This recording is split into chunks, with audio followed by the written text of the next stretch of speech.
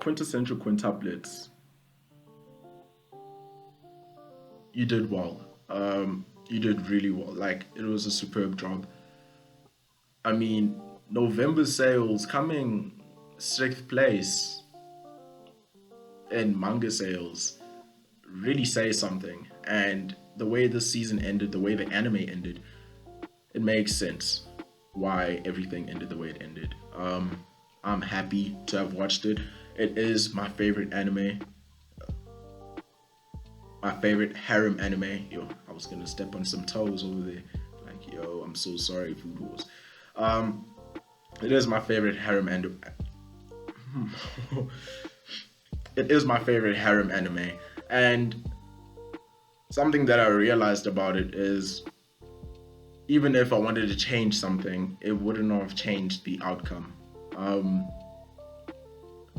who Futaru ended up with, who ended up not getting with Futaru, like the dynamics Futaru had shared with each of the sisters, the dynamics between each sister, and the individuals' personalities.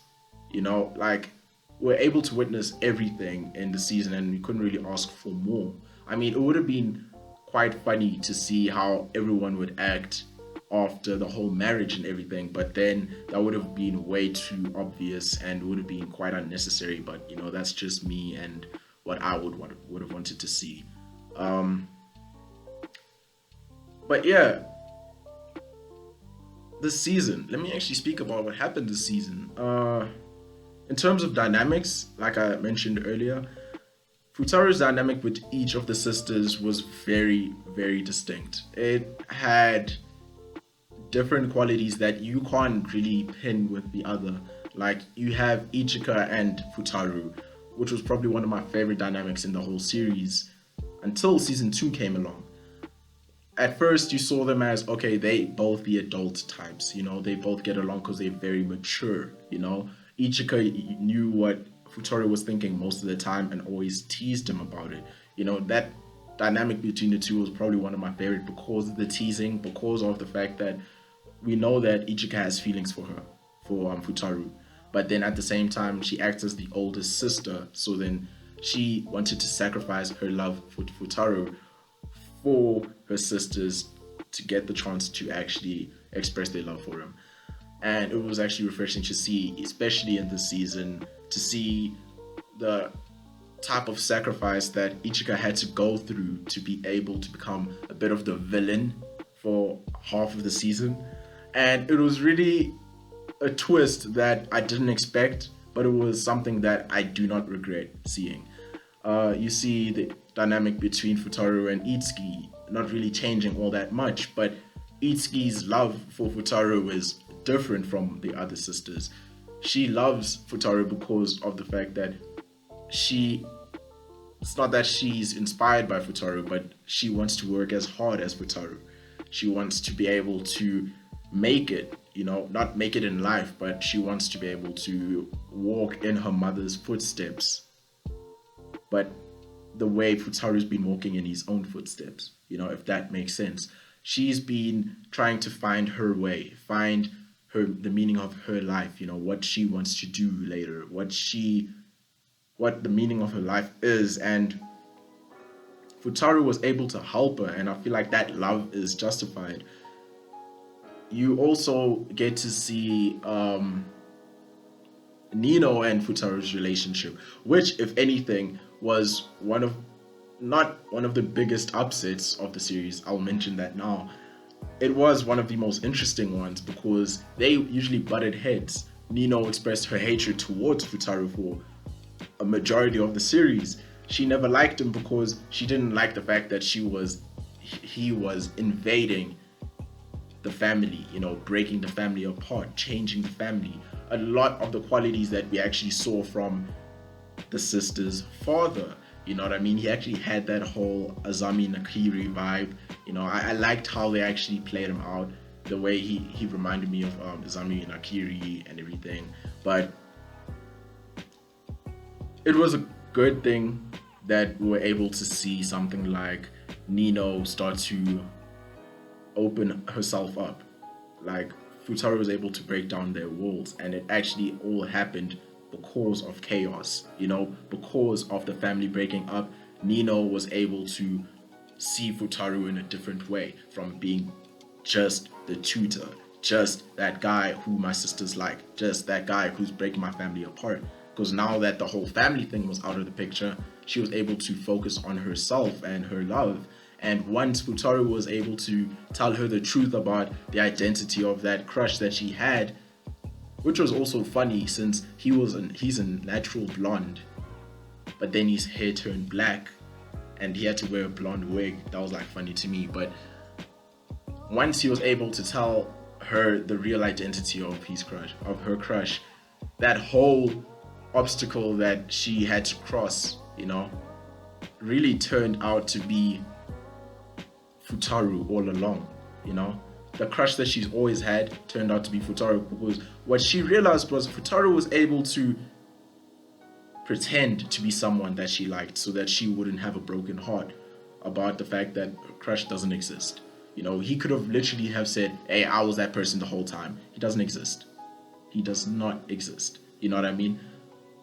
And that was the funny thing about it. He did actually exist. What? And with this Yotsuba situation, everything started to shift. Yotsuba was probably 5th place on everyone's list to see of people who would make their way to Futaru's heart. And when this season started, everything started to change. Like, we see Yotsuba's whole personality. We see that she loves sacrificing herself and why she sacrifices herself for the people around her, especially her sisters. It's because of the fact that she wants them to be happy. She knows how she feels, but her sister's happiness goes above everything else.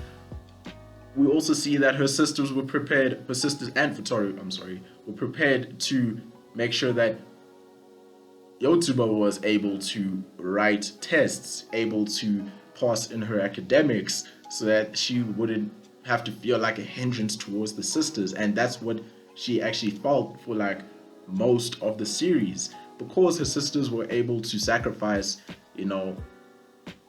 moving up into another grade.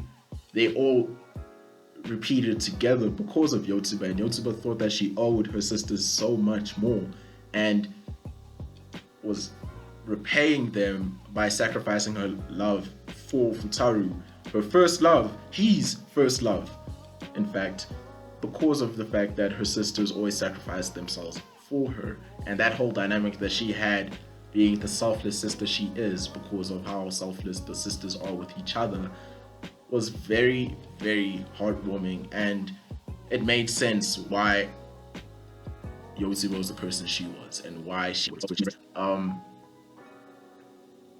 And did I speak about Miku? I might as well speak about Miku. The relationship between Futaro and Miku is something that we all thought would win. The final episode really showcased Miku in a different light. I was actually confused. I was like, wait, that's Miku? I thought that was Ichika, but that was Miku? What? I was shook. But the fact that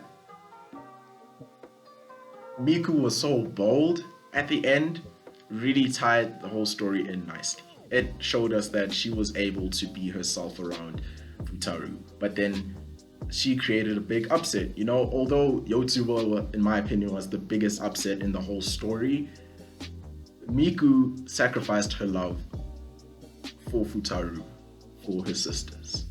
Something that Yotsuba did throughout the whole series. She did that. She confessed her love, but then she was like, now I was talking about my sisters. Ooh!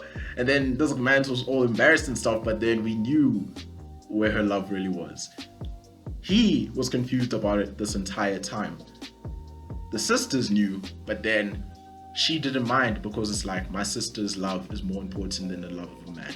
And that for me really changed how I felt about the whole series. It is still my favorite harem anime. One of my favorite anime, top 15 maybe, because top 10 is clutch. Entering top 10, it's hard. But then I really did enjoy the ending. I enjoyed this whole anime and its whole difference it displayed from every other harem anime and every other trope, because with a normal harem anime you'd see something like quintessential quintuplets. Every sister would be in love with them and everyone would like try cling themselves to them and do their own thing, you know what I mean, trying to confess their love in any sort of way. And then they would show like a bit of their storyline here and there to create attention and create attraction for that character and hopefully root for the character to win. But quintessential quintuplets didn't do that. This was about sisters having someone in their life, someone who contributed so much into their lives that they actually found that attraction. And when season 2 came in, we realized that attraction is actually deeper down once Futaro tells his story about his first love. You know, everything started to come in. Everything started to like really draw into the center. We started to realize that, wow, this anime really isn't like every other harem anime. This isn't like a high school DxD. This isn't like a Masamune's Revenge. This is its own thing. And I really did enjoy it. I'm glad and sad that its ending is here, but it's not sad. I'm not sad because I wanted to see more. Really, there wasn't anything more to see. I'm more sad about the fact that I'd say an iconic harem anime has just closed its book. Thank you. This is GoaTaro signing out.